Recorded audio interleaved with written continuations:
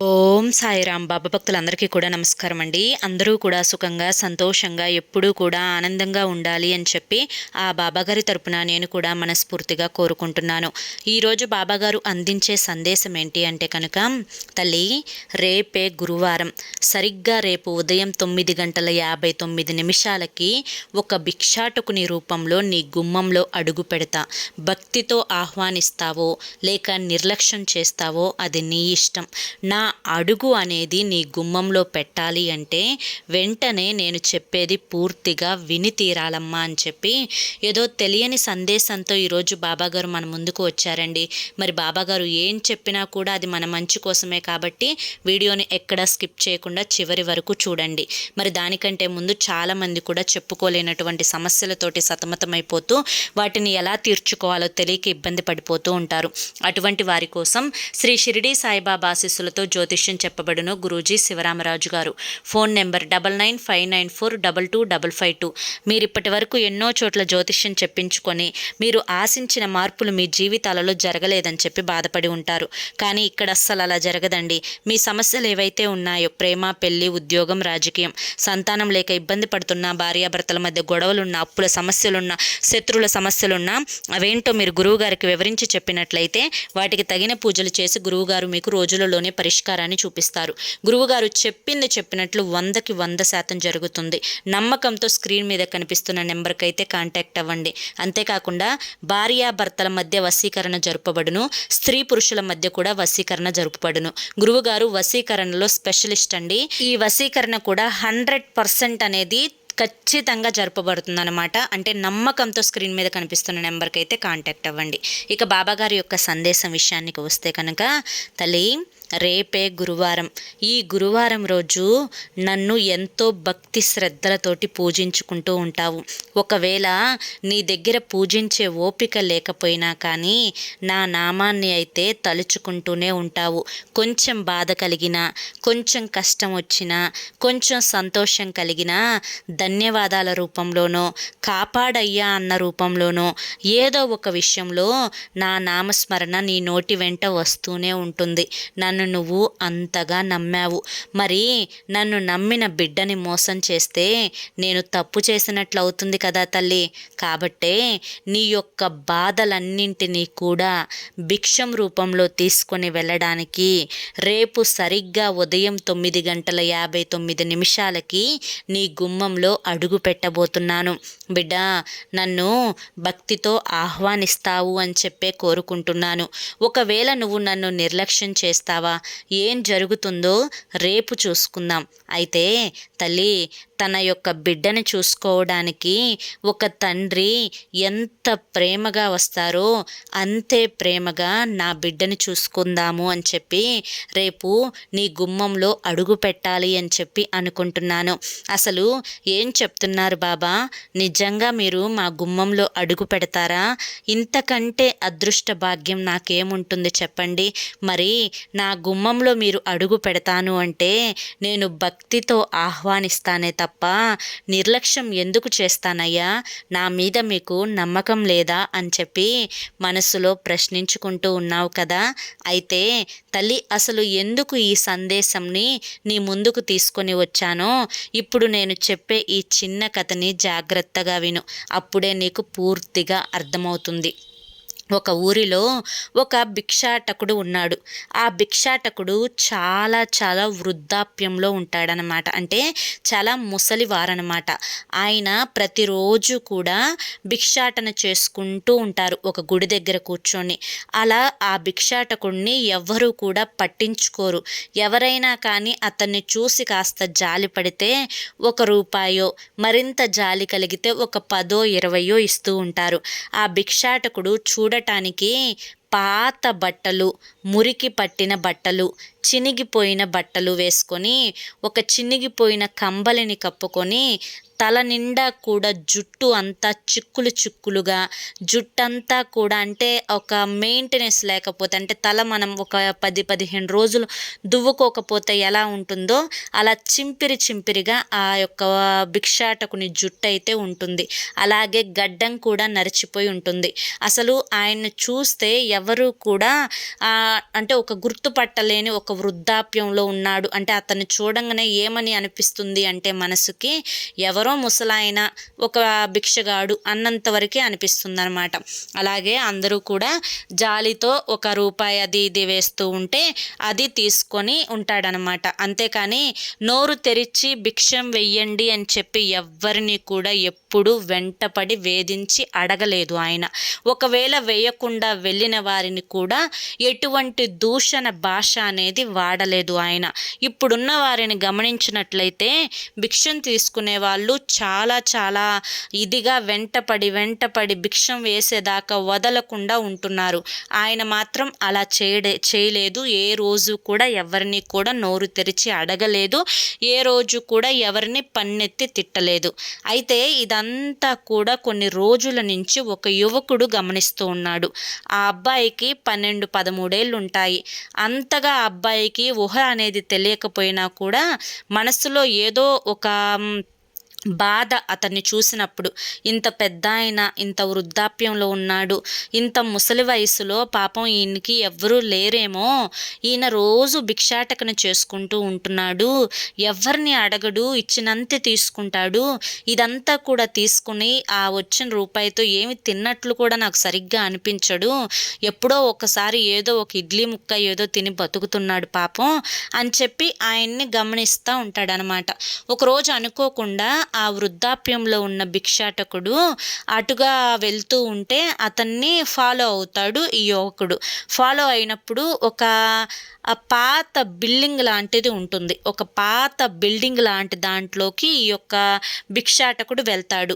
ఆ బిల్డింగ్ లాంటి దాంట్లో దాదాపుగా 30 మంది అంటే అంగవైకల్యంతో ఉన్నవారు, సరిగా కాళ్ళు చేతులు లేని వాళ్ళు, సరిగా మాట్లాడలేని వాళ్ళు, కొంతమంది తల్లిదండ్రులు కోల్పోయిన అనాథ పిల్లలు, వీళ్ళందరినీ కూడా చూసుకుంటూ ఒక 60 సంవత్సరాల పెద్దావిడ ఉంటుందన్నమాట. ఈయన వచ్చిన రూపాయి 2 రూపాయలు ఇవన్నీ కూడా పోగు చేసుకొని సాయంత్రానికి ఆ పిల్లలందరికీ కూడా ఏదో ఒకటి తినడానికి కొనుక్కొని వెళ్ళి ఆ యొక్క ఆశ్రమాన్ని చూసుకుంటూ ఉంటాడు.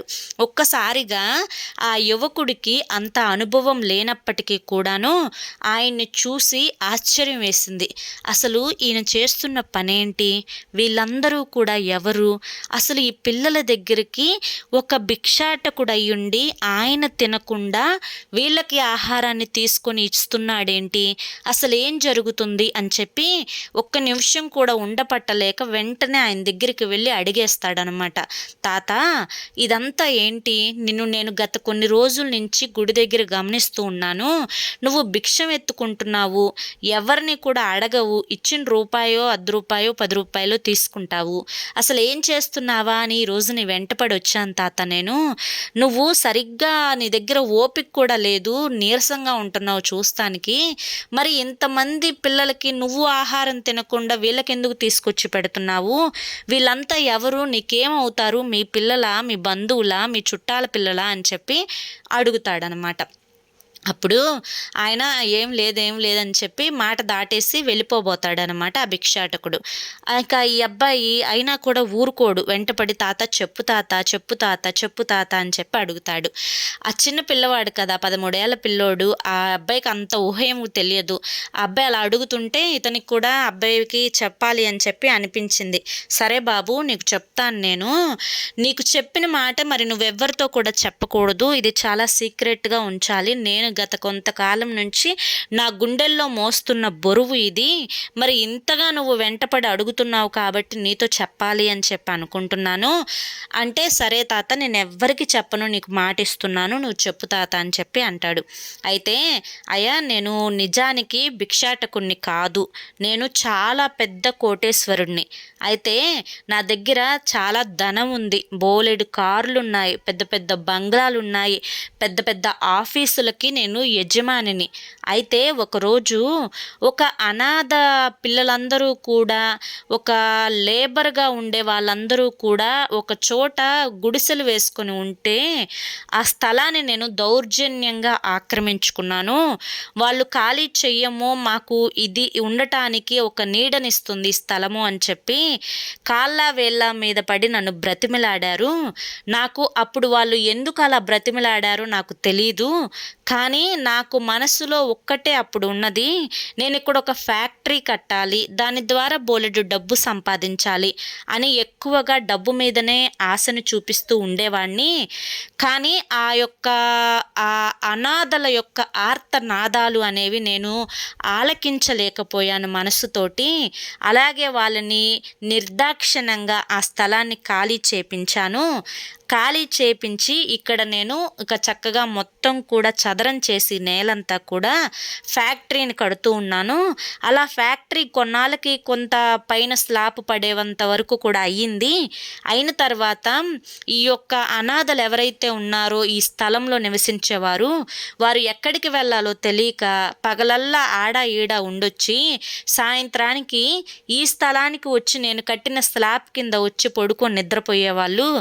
మళ్ళీ పొద్దున్నే లేచి వెళ్ళేవాళ్ళు, మళ్ళీ సాయంత్రానికి వచ్చి పడుకునేవాళ్ళు. ఈ స్థలాన్ని మాత్రం వదిలేవాళ్ళు కాదు.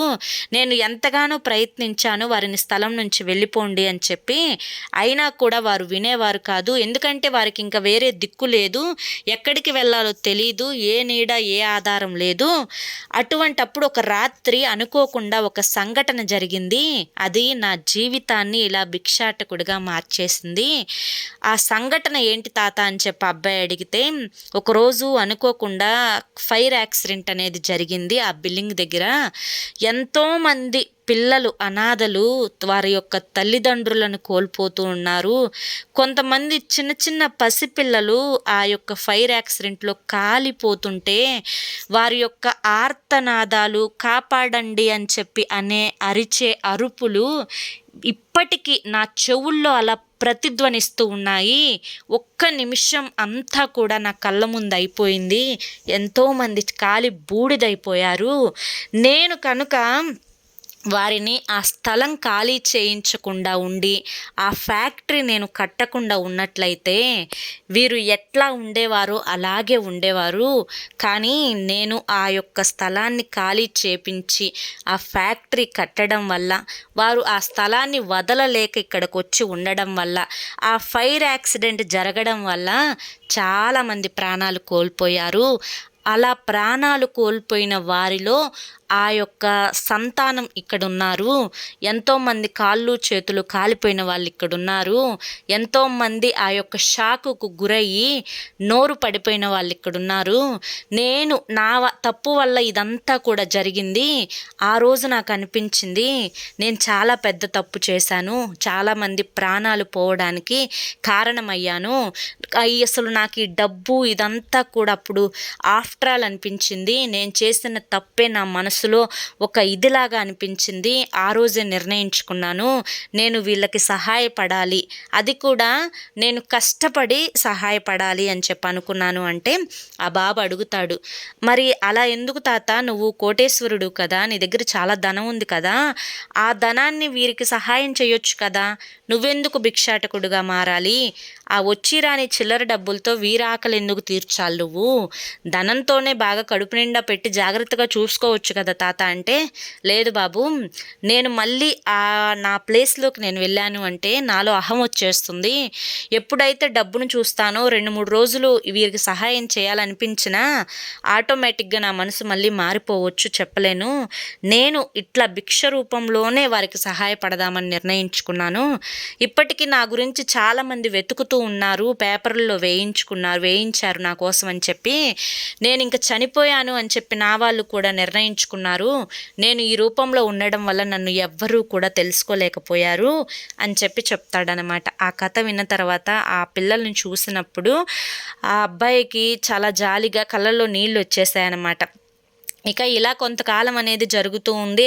ఆ అబ్బాయి కూడా భిక్షాటకం చేసుకుంటూ ఇద్దరూ కూడా తాత తాత అని చెప్పి ఆ అబ్బాయి అనటము, ఇట్లా ఒకరినొకరు మాట్లాడుకుంటూ ఇలా ఉన్నారనమాట. అయితే ఒకరోజు అనుకోకుండా తీవ్రమైన వర్షాలనేవి పడ్డాయి. వరదలు వచ్చేసేసాయి. ఆ వరదల్లో అన్నీ కూడా కొట్టుకుపోతున్నాయి.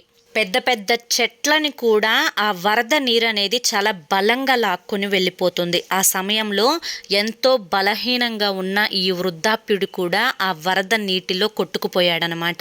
అయితే ఈ యొక్క వృద్ధాప్యుడు కనిపించడం లేదని చెప్పి ఆ వరద నీరు కొంచెం తగ్గిన తర్వాత, కొంచెం ఆ వాతావరణం అంతా కూడా అనుకూలించిన తర్వాత ఈ అబ్బాయి వెతకటం మొదలుపెట్టాడు. ఎంత వెతికినా కూడా ఆ అబ్బాయికి ఆ పెద్దాయన కనిపించలేదు. ఇలా కనిపించకపోయేసరికి వెంటనే ఆ అబ్బాయి పోలీస్ స్టేషన్కి వెళ్ళి కంప్లైంట్ పెడతాడు. ఇలా ఆయన చాలా కోటేశ్వరుడు, ఇలా పలానా బిజినెస్లు ఉన్నాయి ఆయనకి అని ఆ యొక్క ఆఫీసుల పేర్లు ఇవన్నీ కూడా చెప్తాడనమాట. పోలీసులు వెంటనే వారి ఇంటికి ఇన్ఫామ్ చేస్తారు. వారి ఇంటికి తెలియపరిచిన తర్వాత అవునా మా నాన్నగారు బతికే ఉన్నారని వాళ్ళ పిల్లలు ఇంకా వాళ్ళ బంధువులు వీరందరూ కూడా అతన్ని వెతకటం మొదలు పెడతారు.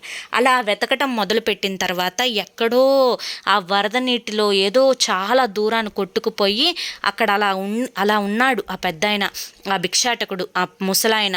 ఆయనకి అప్పటికే శరీరంలో అంతా బలహీనమైపోయింది. ఆ యొక్క వరద నీటికి, ఆ యొక్క చలికి శరీరం క్షీణించిపోయింది.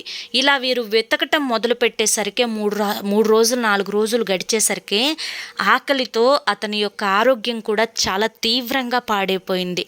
ఇక ఈయన్ను గబగబా తీసుకొచ్చి హాస్పిటల్లో పెడతారనమాట.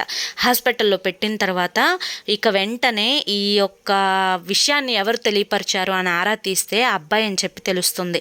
తెలిసిన తర్వాత వారి యొక్క కొడుకులు, వారి యొక్క కోడళ్ళు, పిల్లలు వీరందరూ కూడా వచ్చిన తర్వాత ఆ అబ్బాయిని పిలిపించమని చెప్పాడు ఆయన. అలా పిలిపించిన తర్వాత నా ఆస్తి అంటే ఏదైతే ఉందో నా ఆస్తి మొత్తం కూడా ఈ అబ్బాయికి ఇవ్వాలి. ఎందుకంటే నా మీద ఆధారపడిన కొంతమంది అనాథ పిల్లలు ఉన్నారు. నా అంత మంచి మనస్సు అంటే నేను మీకు ఇవ్వచ్చు, కానీ మీరు ఆల్రెడీ డబ్బులో పుట్టి పెరిగారు, మీకు డబ్బు విలువ తెలీదు, మీరు సంపాదించుకుంటారు. కానీ ఈ అబ్బాయి అలా కాదు. కష్టాల్లో పుట్టి పెరిగాడు, కష్టపడిన మనస్తత్వాలను చూశాడు. కష్టపడే వాళ్ళని, బాధల్లో ఉన్న వారిని మోసం చేయడం ఈ యొక్క పేదరికంలో పుట్టిన అబ్బాయికి తెలీదు. కాబట్టి నా ఆస్తి మొత్తం కూడా ఈ అబ్బాయికి పెట్టేసేయాలి.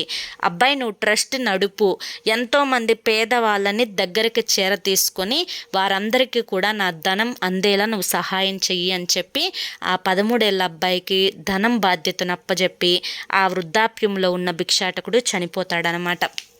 అయితే ఇక్కడతో కథ ముగుస్తుంది. ఈ కథ ద్వారా బాబాగారు చెప్పాలి అనుకుంటున్న మాట ఏంటి అంటే కనుక, తల్లి ఎప్పుడైనా కానీ ధనంలో పుట్టి ధనంలో పెరిగి ఎన్నో సుఖ సంతోషాలు అనుభవించే వారికి కష్టాలు పడేవారిని చూసి, బాధలు పడేవారిని చూసి వారి యొక్క బ్రతుకులు అనేవి వెటకారంగా, వెక్కిరింపుగా, వేగ్యానంగా, చిన్నతనంగా కనిపించవచ్చు. కొంచెం వారు గరానాన్ని కూడా వీరి పట్ల చూపించవచ్చు. కానీ మనుషులందరూ కూడా ఈ భూమి మీదకి ఒకేలాగా వస్తారు. అమ్మ కడుపునే పుడతారు. ఏ అమ్మైనా 9-10 నెలలే బిడ్డని మోస్తుంది. అందరిలాగానే ఆ బిడ్డ ధనవంతుల కుటుంబంలో పుట్టాడు అని చెప్పి బంగారాలు వేసుకొని పుట్టడు. మామూలుగా ఒట్టి శరీరంతోనే పుడతాడు. అదేవిధంగా పేద కుటుంబంలో ఉన్న బిడ్డ కూడా అలాగే పుడతారు. కానీ తర్వాత నుంచి వారు పెరిగే పెంపకం, వారి తల్లిదండ్రులు చూపించే ఆ ప్రేమ, అందరి తల్లిదండ్రులు ప్రేమను చూపిస్తారు. కానీ డబ్బున్నవారు డబ్బుతో ఏదైనా కూడా చేస్తారు. ఏది ఏమైనప్పటికీ కూడాను కొంచెం తేడా అనేది ఉంటుంది. కానీ కష్టంలో పుట్టి పెరిగిన వారికి, కష్టాల్లో ఉన్న వారిని చూసి, కష్టాల్లో నుంచి పైకి ఎదిగిన వారిని చూసి వారికి కష్టం విలువ తెలుసు, బాధల విలువ తెలుసు అని చెప్పి వారు నమ్ముతారు. అటువంటి వారు కలలో కూడా ఏ మనిషికి కూడా అన్యాయం చెయ్యాలి అని చెప్పి చూడరు. తల్లి నీ మనసు కూడా అలాంటిదే. ఎన్నో కష్టాలను, ఎన్నో బాధలను పడి నువ్వు పెరిగావు. ఎదుటి వారికి అన్యాయం చేసే మనస్తత్వం నీలో ఎప్పటికీ రాదు, ఉండదు అని చెప్పి నాకు తెలుసు. కానీ నీ యొక్క కష్టాలు బాధలు తీర్చడానికే నేను సరిగ్గా రేపు ఉదయం 9:59 ఒక భిక్షాటకుని రూపంలో నీ గుమ్మంలో అడుగు పెట్టబోతున్నాను. నువ్వు నాకు ఏమి చేయవద్దు తల్లి. ఒక గుప్పెడు బియ్యం కానీ ఒక గుప్పెడు అన్నం కానీ పెట్టు. అది స్వీకరించి నీ బాధలని కష్టాలని అన్నింటినీ కూడా తీసివేసి నేను నిన్ను ఆశీర్వదించి వెళ్ళిపోతాను. నిర్లక్ష్యం చేయకు తల్లి. ఎందుకంటే నీ కష్టాలు బాధలు సమస్యలు అన్నీ తీర్చడానికి ఇదే మంచి అవకాశం. ఒకవేళ కొన్ని కారణాల వల్ల నీ గుమ్మంలో నేను అడుగు పెట్టలేకపోయినప్పటికీ కూడాను నా రూపంలో ఉన్న ఏ భిక్షాటకుడు అయిన నీకు కనిపించినా కానీ ఆ భిక్షాటకుడికి నువ్వు ఒక ముద్ద అన్నం పెట్టడమో లేదా ఆ రోజుకు తన ఆకలిని తీర్చడమో తప్పకుండా చేయి తల్లి. అలా చేసినా కూడా నీ యొక్క పాపాలు అన్నింటినీ కూడా నేను అందుకున్నట్లే లెక్కలోకి వస్తుంది. కాబట్టి ఇది మరువకు. లేదా నా దేవాలయానికి కనుక నువ్వు రేపు వెళ్ళినట్లయితే అక్కడ బయట నా రూపంలో కూర్చొని ఉన్న భిక్షాటకులకైనా కానీ నువ్వు అన్నం పెట్టే ప్రయత్నం చెయ్యి. అలాగైనా కానీ నీ యొక్క బాధలను నీ యొక్క చెడు కర్మలను అన్నింటినీ కూడా నేను తీసివేసుకుంటాను. కాబట్టి నేను పూర్తిగా ఈ సందేశం ద్వారా నీకు చెప్పాలి అనుకుంటున్నది ఏంటి అంటే కనుక తల్లి, రేపు గురువారం కానీ లేదా ఎప్పుడన్నా వచ్చే గురువారం కానీ ఒక భిక్షాటకుని యొక్క ఆకలి తీర్చే ప్రయత్నం చేయడం వల్ల నీ సమస్యల్లో 90% సమస్యలు అనేవి దూరమయ్యేలా నేను చూస్తాను. అర్థమైంది కదా? మరి ఈ యొక్క సందేశంలో ఉండే ఆంతర్యాన్ని నువ్వు గ్రహించావు అని చెప్పి అనుకుంటున్నాను. అలాగే ఈ సందేశం నీకు నచ్చింది అని చెప్పి అనుకుంటున్నాను. నా మీద నీకు నమ్మకం ఉంది అని చెప్పి అనుకుంటున్నాను. అలా కనుక నీకు నా మీద నమ్మకం ఉన్నట్లయితే ఈ వీడియోకి ఒక లైక్ ఇవ్వడం మాత్రం అస్సలు మర్చిపోవద్దు. బాబాగారి మీద ఎవరికైతే పూర్తి నమ్మకం విశ్వాసం ఉంటుందో వారందరూ కూడా ఈ వీడియోకి ఒక లైక్ ఇవ్వండి. లైక్ ఇచ్చిన వెంటనే హైప్ అని వస్తుంది. హైప్ ఇచ్చి కింద పాయింట్స్ మీద క్లిక్ చేశారు అంటే ఈ వీడియోకి కొన్ని పాయింట్స్ అనేవి యాడ్ అవుతాయి. దాని ద్వారా ఈ వీడియో మరి కొంతమందికి రీచ్ అవుతుంది. మరి కొంతమంది బాబా భక్తులు కూడా ఈ వీడియోని చూస్తారు. కాబట్టి ఖచ్చితంగా లైక్ ఇచ్చి హైప్ ఇవ్వండి. మొదటిసారి మన సాయి పిలుపు ఛానల్లోకి వచ్చినట్లయితే మన ఛానల్ని సబ్స్క్రైబ్ చేసుకుని సపోర్ట్ చేయండి. రేపు మరొక మంచి వీడియోతోటి మళ్ళీ కలుసుకుందాం. అంతవరకు కూడా ఆ బాబాగారి యొక్క ఆశీస్సులు అనేవి మీ మీద మీ కుటుంబ సభ్యుల మీద ఎల్లకాలం ఉండాలి అని చెప్పి మనస్ఫూర్తిగా కోరుకుంటూ సర్వే జనా సుఖినో భవంతు. ఓం సాయిరామ్.